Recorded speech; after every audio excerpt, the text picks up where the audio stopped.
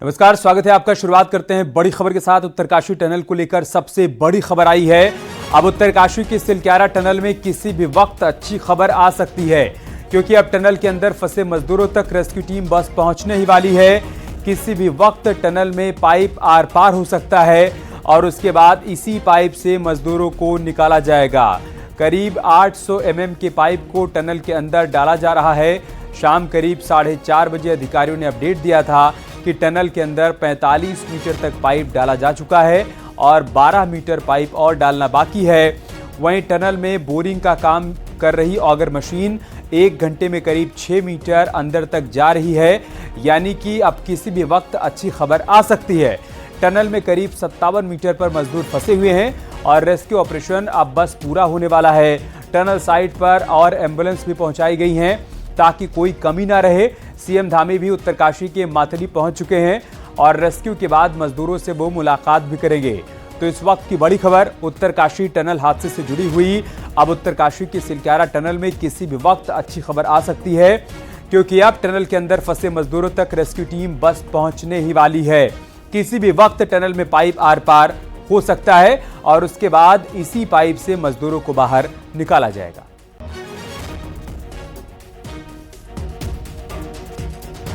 और हमारे दो सहयोगी इस वक्त हमारे साथ जुड़ चुके हैं, दीपांकर और सत्येंद्र बर्थवाल, जो कि ग्राउंड जीरो पर मौजूद हैं। लगातार कई दिनों से यहां से रिपोर्टिंग कर रहे हैं, पल पल की अपडेट हम तक पहुंचा रहे हैं। दीपांकर, मैं सबसे पहले आपके पास ही आ रहा हूं। जानकारी यही है कि अब किसी भी वक्त वो ह्यूम पाइप वहां तक पहुंच सकता है जहां मजदूर मौजूद हैं और किसी भी वक्त वहां से अच्छी खबर सामने आ सकती है। क्या जानकारी है आपके पास? अमित, उम्मीद ये की जा रही है कि अब से कुछ घंटे के बाद, यानी 1 से 2 घंटे अभी और लगेंगे जब ये ह्यूम पाइप पूरी तरह वहां इंसर्ट कर जाएगा। अब से कुछ देर पहले यहां पर उम्मीद ये थी कि 8:30 तक ये काम कंप्लीट होगा, लेकिन एक ब्लेड वहां पर टूटी, उस ब्लेड को वहां पर चेंज किया गया और अब इस माना जा रहा है कि 1 से 1.5 घंटे का वक्त और ज्यादा लगेगा। तो 10 साढ़े 10 के आसपास तक माना जा रहा है कि पाइप पूरी तरीके से इंसर्ट हो जाएगा। जहां पे वो मजदूर हैं 41 मजदूर, वहां तक पाइप पहुंचाएगा। जो एस्केप चैनल जो बनना चाहिए वो एस्केप चैनल वहां पर बन जाएगा। और क्योंकि मुख्यमंत्री को यहां पर दौरा करने पहुंचना था, मुख्यमंत्री मातली में पहुंचे हुए हैं। पहले खबर आई थी कि मुख्यमंत्री कुछ देर शाम में यहां पर आकर दौरा करेंगे, लेकिन अब यह माना जा रहा है कि जिस तरह ब्लेड टूटी और ये पूरा अभी रेस्क्यू ऑपरेशन थोड़ा लेट हुआ है, तो अब सुबह तक का ये वक्त लग सकता है, क्योंकि 2 से 3 घंटे अभी इस पूरी तैयारी में लगेंगे। उसका ऑगर मशीन को भी, जिसे कहते हैं कि उसे कूल करने में या उसे ठंडा करने में या उसे हटाने में भी उसमें 2 से 3 घंटे लगेंगे। तो रात का लगभग 2 से 3 इसमें बच सकता है। 2-3 बजे के आसपास एनडीआरएफ के जवान जो यहां पर पूरी तरीके से तैयार हैं, उन्होंने पूरी अपनी ड्रिल यहां पर बार बार कंप्लीट की है। 2 से 3 बजे रात को वो उनको अंदर भेजा जाएगा और सुबह तड़के 4 से 5 बजे के बीच ये माना जा रहा है कि तब 41 मजदूर 11-12 दिन के बाद बाहर निकलेंगे। और यह भी है कि मुख्यमंत्री सुबह यहां पर जरूर आएंगे और मुख्यमंत्री का चिन्यालीसौड़ हॉस्पिटल में जाने का भी प्रोग्राम है। लेकिन अब जो इंतजार है वो इस बात का है कि एक ब्रीफिंग, जो फाइनल ब्रीफिंग होने की उम्मीद है, जो भास्कर खुलबे ने कहा था कि 8 बजे के आसपास करेंगे, वो ब्रीफिंग अब 9:30 से 10 बजे के बीच में हो सकती है, क्योंकि यह जानकारी जरूर यहां पर अधिकारी मीडिया को देंगे, पब्लिक को बताने की कोशिश करेंगे या बताएंगे कि जो फाइनल टच है वो कितने बजे यहां पर होगा। तो अब उसका इंतजार हो रहा है अमित। और ब्लेड जो टूटी थी उसको अब यहां पर चेंज किया गया है और टनल में मैं अपने कैमरामैन संदीप से कहूं वो अगर दिखाएं तो इस समय वहां पर पूरा ऑपरेशन आप देखेंगे पूरा चल रहा है। लाइट्स लगी हुई हैं, एनडीआरएफ रेडी है। और बाकी दिनों की अगर बात करें तो शाम के वक्त यहां से मीडिया भी हट जाता था, ऑफिशियल्स भी यहां से वापस लौट जाते थे, पुलिस का डिप्लॉयमेंट भी थोड़ा यहां पर कम हो जाता था। लेकिन आज क्योंकि यह तय है कि अब इन 41 मजदूरों को बाहर निकाला जाना है, तब ऑपरेशन अपने रात भर इस फ्लो में चलेगा। तो आज कुल मिलाकर यहां पर सब जगेंगे और तब तक जगेंगे जब तक कि ये मजदूर बाहर नहीं निकाल लिए जाते। और खुद इस पूरे काम को मॉनिटर करने के लिए मुख्यमंत्री उत्तरकाशी के ये मातली में पहुंचे हुए हैं। मेरे साथ यहां पर जिला पंचायत अध्यक्ष हैं उत्तरकाशी के, दीपक बिजरवाड़ा, जो यहां पर पहुंचे थे मुख्यमंत्री के पहुंचने की खबर के साथ। अब आपके पास क्या खबर है, कुछ अंदर से खबरें हैं? मैं ये जानता हूं कि ये बाबा बोक की नगरी है। बाबा बोकनाथ ने यहाँ पर ये जो अभी कुछ दिनों बाद ये ऑपरेशन कंप्लीट होने वाला है, इसके लिए मैं धन्यवाद देना चाहता हूँ उत्तराखंड के मुख्यमंत्री पुष्कर सिंह धामी जी को कि उन्होंने बड़े सूझबूझ के साथ धीरशील गंभीर का परिचय उन्होंने दिया है और अभिभावक के रूप में उन्होंने इस ऑपरेशन को डील किया है और इन मजदूर भाइयों को सकुशल वापस लाने में उनकी बड़ी भूमिका है और उनके पूरे सिस्टम की बड़ी भूमिका रही है। प्रोटोकॉल के लिए आप भी यहाँ पर पहुंचे थे कि मुख्यमंत्री आएंगे, तो क्या खबर? मैं जनपद का प्रथम नागरिक हूँ, उस नाते मुझे यह सूचना मिल गई थी कि मुख्यमंत्री जी कुछ ही क्षणों में यहाँ आने वाले हैं, तो मेरी एक प्रोटोकॉल भी बनता है और एक जिम्मेदारी है कि मैं उनके लिए यहाँ पर उपस्थित भी हुआ था। और अभी क्योंकि कुछ देर बाद और ऑपरेशन फिर से चालू होना है और बड़ी गंभीरता इस बात की देखिएगा कि स्वयं मुख्यमंत्री जी स्पॉट पर पहुंचकर इस पूरे प्रकरण को देख रहे हैं और इसकी सफलता का राज भी यही है। पूरी मशीनरी और हमारी जो जितनी टीमें यहाँ काम कर रही उन सबके लगातार मेहनत से हम इसको सफल हो रहे हैं। और मैं मानता हूँ पक्ष विपक्ष ने इसमें कोई राजनीतिक रूप नहीं देखा है और ना देखा जाना चाहिए। इंसानियत का धर्म सबसे महत्वपूर्ण था और वो कहीं ना कहीं आज यहाँ पर दिखा है और मुख्यमंत्री जी ने दिखाया है कि वो वास्तव में पूरे प्रदेश के मुखिया है और अभिभावक है। अमित, आप समझ सकते हैं कि रेस्क्यू ऑपरेशन कितना बड़ा है कि मुख्यमंत्री मॉनिटर करने खुद अगर पहुंचते हैं डिस्ट्रिक्ट हेडक्वार्टर के नजदीक मातली में, तो आप समझ सकते हैं कि इस रेस्क्यू ऑपरेशन प्रधानमंत्री ऑफिस की नजर है, पीएमओ के ऑफिशियल्स यहां पर है, अलग अलग एजेंसीज यहां पर है, प्रशासन यहां पर है, पुलिस यहां पर है, देश भर के मीडिया का जमावड़ा यहां पर है, दुनिया भर की नजर यहां पर है कि जो 41 मजदूर जब बाहर निकलेंगे तो क्या उनकी हालत होगी। और एक बड़ी सफलता कहीं ना कहीं पूरे सभी के लिए होगी। दीपांकर, बहुत स्वाभाविक है गंभीरता, क्योंकि सवाल यहां पर 41 जिंदगियों का है, उनको सकुशल बचाना है। एक बार सत्येंद्र के पास चल लेते हैं। सत्येंद्र, थोड़ी देर पहले आपने बड़ी खबर दी थी कि वहां पर एम्बुलेंस की मूवमेंट बड़े पैमाने पर देखने को मिली थी। हालांकि इससे पहले भी आप लोगों ने कई बार जानकारी दी कि वहां पर टनल के बाहर एम्बुलेंस पहले से ही मौजूद हैं, लेकिन पहले से मौजूद एम्बुलेंस में और अभी जो मूवमेंट वहां पर देखने को मिली उसमें क्या फर्क समझ पा रहे हैं? बिल्कुल अमित, क्योंकि जिस तरीके से आज ये माना जा रहा है कि आज की रात एक अहम रात होगी और ये माना जा रहा है कि आज जो रात को ही जो अंदर 41 जिंदगियां इस टनल के अंदर फंसी हैं उनको बाहर निकाला जाएगा, जिसके लिए प्रशासन ने हर प्रकार की तैयारी की हैं। अगर हम बात करें डॉक्टर्स की, तो डॉक्टर्स की जो मेडिकल टीम यहाँ पहुँच चुकी है और वो लगातार अब, क्योंकि जो 6 इंच का जो पाइप था जो 2 दिन पहले ही टनल के अंदर इंसर्ट किया गया था और उससे वहाँ उसी 6 इंच के पाइप से ही एक कैमरा और जो उनके साथ बातचीत करने का एक तरीका उनसे लगातार जारी कर रखा है। अब अमित, मैं आपको एक सीधे वो तस्वीरें दिखाता हूँ। एनडीआरएफ की टीम अभी कुछ हलचल हुई है कुछ, क्योंकि अभी लगातार उनकी ब्रीफिंग की जा रही थी। एनडीआरएफ के जो अधिकारी जो थे, जो एनडीआरएफ के जवान जिनको टनल के अंदर जाना है, उनसे अभी लगातार ब्रीफिंग की जा रही थी। और साथ ही आप उनके हाथों में देख सकते हैं वो वही स्ट्रेचर हैं जिनके नीचे से टायर लगे हैं, वो स्ट्रेचर लेके अंदर टनल की ओर बढ़ रहे हैं। यानी कि कुछ न कुछ अभी कुछ न कुछ होने वाला है, क्योंकि एनडीआरएफ की टीम टनल के अंदर जा रही है। तो यानी कि रेस्क्यू का वो दौर जिससे हम कह रहे थे कि जल्द से जल्द उन लोगों तक पहुंचा जाएगा। और सबसे पहले एनडीआरएफ की टीम अंदर जो विंग पाइप, जो कि 800 mm का जो पाइप है जिसको जो कि टनल के आर पार होने जा रहा है, वो उसी पाइप से सबसे पहले एनडीआरएफ के यही वो जवान हैं जो उन मजदूरों तक पहुंचेंगे, जो 41 जो मजदूर हैं जो पिछले 11 दिन से टनल के उस छोर पे फंसे हैं। और ये एनडीआरएफ की टीम आप देख सकते हैं कि साफ तौर पे अब सीधे टनल के अंदर अब ये पहुंच जा रहे हैं। यानी कि रेस्क्यू का जो काम है, जो एनडीआरएफ की टीम है जो टनल के दूसरे छोर जाएगी। बलबीर हमारे साथ हैं, क्योंकि 11 दिन से ये देख रहे हैं। बलबीर, एनडीआरएफ की टीम जिस तरीके से अब टनल के अंदर जा रही है, तो क्या लगता है किस तरीके से अब कुछ रेस्क्यू में क्या हो सकता है? बिल्कुल, जब ये ड्रिल हो रहा है, जब ये कार्य पूरा हो जाएगा तो उसके बाद जो हमारे एनडीआरएफ के जवान हैं उनकी जिम्मेदारी बढ़ जाएगी। उसके बाद जो हमारे जो एनडीआरएफ के जवान हैं ये उन पाइप के थ्रू अंदर जाएंगे और दूसरे छोर में जाएंगे और मजदूरों का हाल जानेंगे, किस तरह की कंडीशन है, पूरी तरह से उनसे पूछताछ की जाएगी। और उसके बाद जो इनके पास जो सामान है, इक्विपमेंट है, उसके जरिए ये एक करके जो फंसे हुए मजदूर है 11 दिनों से 41 मजदूर जो अंदर फंसे हुए, उनको इस तरफ रेस्क्यू करके लाएंगे। तो इनकी जिम्मेदारी अब बढ़ जाएगी, इसलिए लगातार ये भी तैयारी करने में लगे हुए हैं और चंद घंटों में कुछ अच्छी खबर आएगी और जो हमारे जवान हैं इनका ऑपरेशन शुरू हो जाएगा। क्योंकि जो ऑगर जो मशीन है उसने अपना काम लगभग पूरा करने वाली है। तो जो एनडीआरएफ के जो जवान हैं इनकी जिम्मेदारी बढ़ जाएगी और इनका बिल्कुल, क्योंकि एनडीआरएफ के जो जवान है पूर्ण रूप से दक्ष होते हैं और टनल में जिस तरीके से इनको वो 800 mm का जो पाइप है उस पाइप के जरिए सबसे सबसे पहले उन जो 41 जिंदगियां जो टनल के उस छोर में, उस मलबे के उस छोर में फंसी हैं, उन तक पहुंचने की जिम्मेदारी एनडीआरएफ को दी गई है।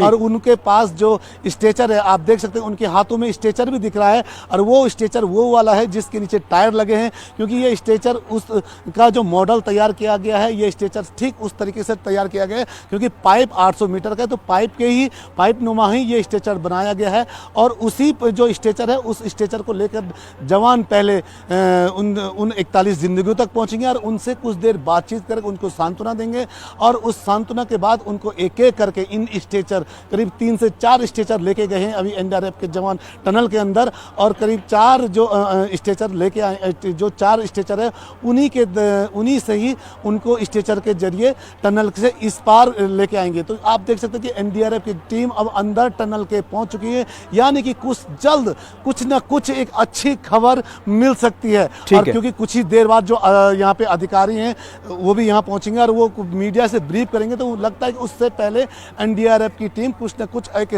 ठीक है सचिन, जैसे आपके पास कोई बड़ी खबर आएगी आप इशारा करिएगा, हम आपके पास आएंगे। एक बार फिर से दीपांकर के पास चलते हैं।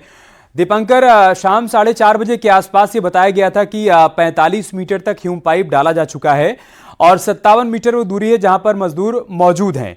मतलब ये कि तकरीबन 12-13 मीटर के आसपास ह्यूम पाइप को और जाना था, और तब से 3 घंटे का समय बीत चुका है। एक जानकारी ये भी है कि हर घंटे 6 मीटर के आसपास ह्यूम पाइप उस मशीन के जरिए डाला जा रहा है। तो क्या ये माना जाए कि किसी भी वक्त पाइप उस छोर तक पहुंच जाएगा जहां पर मजदूर मौजूद हैं? चूंकि आपने कहा था कि वहां पर ब्लेड टूटने की वजह से काम थोड़ी देर के रुका हुआ है, लेकिन ये जो तस्वीर हम देख पा रहे हैं, एनडीआरएफ के जवान टनल के अंदर की तरफ जा रहे हैं, और जैसा कि सत्येंद्र ने बताया कि उनके हाथ में एक स्ट्रेचर भी है, और ये कुछ उसी आकार का है जो कि उस ह्यूम पाइप के भीतर डाला जाना है और इसी के जरिए मजदूरों को बाहर निकाला जाएगा। लेकिन उससे पहले इसी स्ट्रेचर पर एनडीआरएफ के जवानों को अंदर जाना भी है। तो क्या ये माने कि अब किसी भी वक्त वो अच्छी खबर आ सकती है, या फिर एक प्रकार की मॉक ड्रिल है कि जब वो स्थिति आ जाएगी कि हम मजदूरों तक पहुंच जाएंगे, उसके बाद एनडीआरएफ के जवान कैसे उनको बाहर लेकर आएंगे, उसको लेकर एक मॉक ड्रिल है? क्या कह सकते हैं दीपांकर इसको?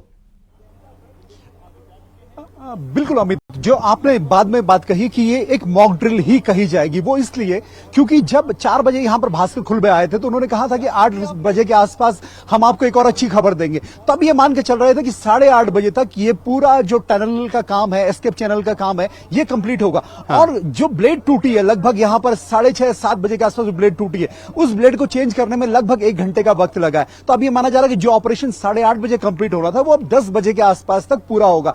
10 बजे के बाद ऑगर मशीन को हटाने में लगभग 3 घंटे का समय और लगेगा। तो 10 बजे से 3 घंटे अगर आप जोड़े तो रात का 1 बजेगा। रात के 1 बजे जब यहां से एनडीआरएफ के जवान उस तरफ इंसर्ट होंगे, दूसरी तरफ भी एनडीआरएफ के जवान जाएंगे जहां मजदूर हैं और जहां उन्हें निकाला जाना है वहां पर भी एनडीआरएफ के जवान मौजूद रहेंगे। फिर उस चैनल के अंदर से एनडीआरएफ के जवान अंदर से और बाहर से उनको मजदूरों को बाहर निकालेंगे। तो अब जो अहम बात आपने कही कि ये जो इस समय एनडीआरएफ के जवान गए हैं, ये एक मॉक ड्रिल मानी जा रही है कि रात को हम अगर ये 3 बजे ये ऑपरेशन चलाना पड़े, 4 बजे ये ऑपरेशन चलाना पड़े, तो हम किस तरीके से पूरा ये काम करेंगे। एनडीआरएफ की एक यूनिट अभी भी यहां पर पूरी तरीके से तैयार है, और क्योंकि अभी एसपी और डीएम जो अभी यहां से कुछ निकले, शायद फिर वो यहां पर वापस लौटेंगे, तो प्रशासन हो, पीएमओ के ऑफिसर्स हो, एजेंसीज के ऑफिशियल्स हो, कंपनी के ऑफिशियल्स हो, सबके सब तब तक यहां तक से नहीं हिलने वाले, अब जब तक ये ऑपरेशन पूरा नहीं होता। और ये ऑपरेशन अब कितनी देर में पूरा होगा फिलहाल ये कह पाना मुश्किल है, लेकिन ये बात तय है कि आज की रात किसी भी समय ये ऑपरेशन खत्म हो सकता है, और हो सकता है कि तड़के सुबह 4 से 5 बजे के बीच भी ये ऑपरेशन पूरा हो। लेकिन अब ये ऑपरेशन रुकने वाला नहीं है अमित, और अब सभी यहां पर तैयार है। लेकिन इंतजार अब सिर्फ इस बात का है कि क्या कोई ऑफिशियल ब्रीफिंग यहां पर फिर से भास्कर खुलबे आकर करेंगे कि हां हमने वो फाइनल पॉइंट टच कर लिया है। अगर ब्रीफिंग करते हैं तो फिर उससे एक अंदाजा लगाया जा सकेगा कि कितने घंटे में के बाद ये मजदूर यहां बाहर निकलेंगे। लेकिन यहां मीडिया का जबरदस्त जमावड़ा, जबरदस्त ठंड यहां पर है अमित इस वक्त। लेकिन आज की रात ये बात तय है कि चाहे पुलिस हो, मीडिया हो, यहां पर सबको एक इंतजार है कि कब वो पल आएगा 11 दिन के बाद जब 41 मजदूर बाहर आएंगे। तो अब ये पूरा ऑपरेशन, अब पूरा रेस्क्यू ऑपरेशन पे, और आप जिस तरीके से आप समझ सकते हैं कि प्रधानमंत्री ने लगातार मुख्यमंत्री से जानकारी ली है इस पूरे ऑपरेशन की, और मुख्यमंत्री को उत्तरकाशी डिस्ट्रिक्ट आना पड़ा है जानने के लिए कि कैसा रेस्क्यू ऑपरेशन चल रहा है, और वो खुद इसे मॉनिटर कर रहे हैं। तो बहुत बड़ा ऑपरेशन है, पूरी दुनिया में शायद ये अपने तरीके की एक अनोखी अलग घटना है। अमित, इसमें कोई दो राय नहीं, इसमें कोई दो राय नहीं कि 11 दिनों से जिंदगियां उस टनल के भीतर फंसी हुई हैं और एक बहुत बड़ा ऑपरेशन चलाया जा रहा है। हम सबके जीवन काल में से पहले इतना बड़ा ऑपरेशन हमने कभी देखा नहीं कि 11 दिनों तक जद्दोजहद की जाए 11 जिंदगियों को बचाने को लेकर। और अच्छी बात यह है कि जो कल से लगातार तस्वीरें आ रही दीपांकर, वो बता रही कि 11 दिनों के बाद भी सभी मजदूर पूरे तरीके से सुरक्षित हैं। तो ये उनकी जीवटता को भी दर्शाता है। उनकी तरफ से भी लगातार ये कोशिश की जा रही कि बाहर से जो प्रयास किए जा रहे हैं उन प्रयासों को सार्थक परिणाम मिले। वो इसके लिए जरूरी है कि अंदर भी वो जीवटता देखने को मिले। और जैसा कि आप बता रहे हैं कि आज ये ऑपरेशन तब तक चलेगा जब तक कि कामयाबी मिल नहीं जाएगी। ऑपरेशन रुकना भी नहीं चाहिए, हर तरफ से दुआ और प्रार्थना भी की जा रही है कि अब ये ऑपरेशन अंतिम पड़ाव तक जाना चाहिए और वहां से अच्छी खबर आनी चाहिए, सभी मजदूर सुरक्षित बाहर निकलने चाहिए। इसको लेकर हर कोई प्रार्थना कर रहा है। दीपांकर, एक सवाल यहां पर लोगों के मन में है, जो हम बीते दो दिन पहले हम सुन रहे थे कि अलग अलग 5 प्लान पर काम किया जा रहा है। जब पहले के 2 प्लान फेल हो गए उसके बाद 5 अलग रणनीतियां बनाई गई। क्या आप बता पाएंगे कि अभी जो प्लान एग्जीक्यूट किया जा रहा है इसके बारे में अगर आप और आसान करके समझा पाएं? क्योंकि पहले था कि पहाड़ी के ऊपर से एक ड्रिल की जाएगी, एक टनल बनाई जाएगी या बोरिंग की जाएगी। फिर एक दूसरा प्लान ये था कि दूसरे छोर से भी टनल में ब्लास्ट किया जाएगा और वहां तक पहुंचने की कोशिश की जाएगी। अभी आप सटीक बता पाएंगे क्या कि कौन सा प्लान एग्जीक्यूट हो रहा है? अमित, जब ये 12 तारीख की बात आई कि इस तरह की घटना यहां पर घटी है, उसके बाद सरकार के सामने बहुत सारी चुनौतियां थी। सबसे बड़ी चुनौती ये थी कि किस तरीके से 41 मजदूरों को बचाया जाए। लेकिन ये घटना अपने आप में बिल्कुल एक अलग तरीके की नई घटना थी, और ऐसी घटना कभी किसी का एक्सपीरियंस खासतौर पर उत्तराखंड में नहीं रहा कि टनल के अंदर मलबा गिर जाए और फिर 41 मजदूरों को किस तरीके से बचाया जाएगा। उसका ऑगर मशीन और दुनिया भर के एक्सपर्ट्स की सलाह ली गई। मुख्यमंत्री, प्रधानमंत्री लगातार इसमें जुटे। दूसरे राज्यों से यहां पर मशीनें मंगवाई गई, उन मशीनों के अंदर भेजा गया। 4 दिन तक यहां पर पूरा रेस्क्यू ऑपरेशन रुका रहा। तो अभी भी ये जो 5 ऑप्शन जो आपने बताया कि एग्जिट पॉइंट से हम इंसर्ट करें, एक बात। दूसरा, वर्टिकल यहां पर ड्रिल करके अंदर जाया जाए और फिर मजदूरों को बाहर निकल जाए, दूसरा पॉइंट।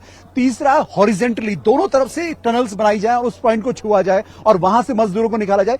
इन पॉइंट्स पर भी काम हुआ। लेकिन अमित, सबसे खास बात यह रही कि कल जब ये तस्वीर सामने आई, जब कैमरे पे वो दिखे मजदूर, उसके बाद जो ये मेन ऑपरेशन इस वक्त चल रहा है टनल वाला, ये सबसे आसान रास्ता यहां पर पहले दिन भी था और ये सबसे आसान रास्ता आज भी है। पहले दिन भी मजदूरों को इस बात का भरोसा था, जो बाहर वर्क कर रहे हैं या जो इंजीनियर्स भरोसा कर रहे हैं, कि एक टनल है और उस टनल में आप जाएंगे, आप वहां से मिट्टी हटाएंगे और वहां से एक रास्ता निकलेगा। लेकिन जिस तरह हम समझा रहे हैं इतना आसान भी नहीं था। लेकिन आज की तारीख में भी 5 ऑप्शन में से सबसे आसान और सबसे सक्सेसफुल जो ऑप्शन रहा वो यही ऑप्शन रहा कि जो टनल का मेन रूट है वहीं से अंदर जाया जाए। और खास बात ये रही कि जो ऑगर मशीन यहां पर 4 दिन तक नहीं चली, आज दिन भर ये बात यहां पर चर्चा का विषय बनी रही कि जब बौगनाथ बाबा की यहां पर पूजा की गई, उनके मंदिर को दोबारा से यहां पर स्थापित किया गया, उसके बाद मशीन एक बहुत तेजी के साथ आगे बढ़ी। अब इसे आप एक संयोग मान लीजिए, लोगों का विश्वास मान लीजिए, लेकिन ये फैक्ट भी है कि मशीन उसके बाद ही तेजी के साथ आगे बढ़ी है। और कोई बड़ा ऑब्स्टिकल, जो भास्कर खुलबे ने कहा कि कल से लेकर 24 मीटर से लेके और अब जहां तक पहुंचे हैं 45 मीटर तक, यानी लगभग 21 मीटर का जो सफर रहा वो बिना किसी यहां पर दिक्कत के आगे बढ़ा और उससे भी आगे बढ़ेगा। तो चाहे सब कुछ मान लीजिए, किसी की प्रार्थनाएं मान लीजिए, यहां पर मशीन का काम मान लीजिए, एक अच्छे वक्त को मान लीजिए कि वक्त अच्छा था और बीच में 4 दिन ऑपरेशन अटका और ऑपरेशन तेजी से आगे बढ़ रहा है। लेकिन अब जबकि ये एस्केप टनल बन रही है, 800 mm का पूरा ये पाइप होगा। 800 mm के पाइप में एनडीआरएफ के जवान पहले अंदर जाएंगे, वहां से फिर मजदूरों को बाहर भेजा जाएगा। उसके एम्बुलेंसेस तैयार की गई है। चिन्यालीसौड़ में 41 बेड का हॉस्पिटल तैयार किया गया है। उत्तरकाशी में 41 बेड तैयार किए गए। एम्स ऋषिकेश में भी तैयारी की गई है। एक यहां पर टेम्पररी हेलीपैड तैयार किया गया है। मुख्यमंत्री खुद पहुंचे हुए, वैसे मुख्यमंत्री को आना था यहां पर, लेकिन जब यह बात हुई कि ब्लेड टूटी है तो मुख्यमंत्री का प्रोग्राम फिर शाम के लिए अभी कैंसिल किया गया। अब यह बात है कि सुबह जब यहां से निकलेंगे मजदूर, उस वक्त मुख्यमंत्री यहां पर पहुंच सकते हैं। फिर चिन्यालीसौड़ हॉस्पिटल जब मजदूरों को एडमिट किया जाएगा तब भी वहां पर चीफ मिनिस्टर मौजूद रहेंगे। तो अमित, अब जो आम लोगों के लिए फाइनली 11 दिन के बाद समझने वाली बात है वो ये कि अब बहुत नजदीक है, अब इस ऑपरेशन के पूरे जो इंजीनियर से बहुत नजदीक है इस ऑपरेशन के, और सबको अब उम्मीद है कि आज की रात यानी कल की जो सुबह होगी वो कहीं ना कहीं, कल इगास का पर्व है और 12 तारीख को जो ये दीपावली के दिन यहां मजदूर फंसे थे, वो कल इगास के दिन जो उत्तराखंड का एक स्थानीय बड़ा पर्व है, उस लोक पर्व के दिन सुबह एक अच्छी खबर यहां से जरूर आएगी। हम सभी उम्मीद कर रहे हैं, प्रार्थना कर रहे हैं कि बिल्कुल ऐसा ही हो जैसा आप कह रहे हैं दीपांकर। लेकिन इसमें कोई शक नहीं है कि जितनी दृढ़ता बाहर रेस्क्यू ऑपरेशन में जुटे हुए ये लोग कर रहे हैं, ये श्रमिक कर रहे हैं, ये कामगार कर रहे हैं, उससे कहीं ज्यादा जीवटता भीतर मौजूद उन मजदूरों की तरफ से भी दिखाई गई है, जिनको निकालने के लिए सारी कवायद की जा रही है। आप दोनों हमारे साथ बने रहिए। एक बड़ी खबर है वो दर्शकों को बता देते हैं। उत्तरकाशी टनल रेस्क्यू से जुड़ी बड़ी खबर आई है कि यहां टनल में फंसे मजदूरों को निकालने के बाद अस्पताल लेकर जाया जाएगा। इसके लिए ग्रीन कॉरिडोर यहां पर तैयार किया गया है। टनल से लेकर अस्पताल तक कॉरिडोर बनाया गया है ताकि रेस्क्यू के बाद जल्द से जल्द मजदूरों को अस्पताल तक पहुंचाया जा सके। अस्पताल में 41 बेड तैयार हैं। वहां भी न्यूज 18 की टीम पहुंची, सबसे पहले पहुंची। वहां कैसी तैयारियां हैं पहले आपको वो दिखा देते हैं। जो जनरली है कि जो अंदर से जो पेशेंट या हमारे मजदूर लोग जो बाहर आएंगे तो उनके लिए सबसे पहले जो हो सकता है कि ऑक्सीजन की या उनको घबराहट की दिक्कत हो जाए, तो ये चीजें जरूरी देखना पड़ रहा है कि आपका ग्लूकोमीटर, ये जो चीजें जनरली है उनको चेकअप करना जरूरी है। जो उनके वाइटल लेना हमारे सबसे इम्पोर्टेंट बात है कि उनके वाइटल किस प्रकार से मॉनिटर हो रहा है। ठीक है, हमारे दोनों सहयोगी लगातार हमारे साथ बने हुए। सत्येंद्र, मैं आपके पास आ रहा हूं। क्या आप समझा पाएंगे कि जिस जगह पर रेस्क्यू ऑपरेशन चलाया जा रहा है, मतलब है कि टनल से लेकर अस्पताल तक की दूरी कितनी है और ये जो स्पेशल कॉरिडोर बनाया गया है, कब तक एम्बुलेंस इस दूरी को तय करके अस्पताल तक उन सभी मजदूरों को पहुंचा देंगी? बिल्कुल, मैं आपको एक सीधे वो टनल दिखाता हूँ। टनल में जैसे ही मजदूरों को लेके जो एनडीआरएफ की टीम है वो इस तरफ रेस्क्यू करेंगे, तो अभी तक जो जानकारी आ रही है, जो हमारे जो यहाँ पे डॉक्टर्स हैं उनसे बातचीत हुई, तो उनका ये कहना था कि एक डॉक्टर की टीम अंदर टनल के ही अंदर करीब 1 से 2 घंटे उनसे बातचीत करेगी, उनका परीक्षण करेगी और उनका वहाँ पर चेकअप करेगी। उसके बाद आप साफ तौर पर देख सकते हैं आज टनल के अंदर रोड बनाई गई है बिल्कुल प्लेन। जो कल तक जो रोड थी, जो उबड़ खाबड़ रोड थी, तो अभी शाम को वहाँ पे जेसीबी मशीन और पोकलेन लगाई गई थी, जिसने पूरी रोड एक समतल रोड बनाई है और वहां एम्बुलेंस सीधे वहीं जाएंगी। तो यानी कि जो एम्बुलेंस वहां पहुंचेंगी उसके बाद उन एम्बुलेंस को सीधे यहां से और चिन्यालीस रोड, जो यहां से 20-22 किलोमीटर का जो एरिया है, वहां पे जो 41 बेड यानी 41 बेड का जो वहां पे पूरा तैयार किया गया हॉस्पिटल, वहां उनको भेजा जाएगा। और वहां और जितनी भी एम्बुलेंस है, यानी कि अभी तक जो जानकारी आई 41 एम्बुलेंस यहाँ पे रहेंगी और 41 एम्बुलेंस में हर एम्बुलेंस में एक डॉक्टर की पूरी टीम रहेगी और वो डॉक्टर की टीम यहाँ से और चिन्यालीस और जहाँ तक वो एम्बुलेंस, जहाँ वो हॉस्पिटल तैयार किया गया उस हॉस्पिटल तक उनके साथ रहेगी और साथ ही उन बेड में वहाँ पे डॉक्टर्स की टीम उनको उनकी जांच करेगी, उनकी परीक्षण करेगी, उनसे बातचीत करेंगे। और मनोचिकित्सक भी यहाँ पहुँचे हैं और मनोचिकित्सक की भी एक टीम लगातार, अगर मैं बात करूँ कि जब से ये 6 इंच का जो पाइप अंदर गया और जब से ये कैमरा अंदर इंस्टॉल हुआ और उन लोगों से लगातार मनोचिकित्सक उनसे बातचीत कर रहे हैं कि उनको किस तरीके से रहना है, उनको किस तरीके से अपना मनोबल नहीं खोना है, उस पर लगातार ध्यान दिया जा रहा है। मेंटल स्ट्रेंथ इस वक्त बहुत जरूरी है। जो लोग रेस्क्यू ऑपरेशन में जुटे हुए हैं उनके लिए भी और जिनके लिए रेस्क्यू ऑपरेशन चलाया जा रहा है उनके लिए भी। आप दोनों पूरे हालात पर नजर बनाए रखिएगा। हम फिर से आएंगे आपके पास अपडेट के लिए। एक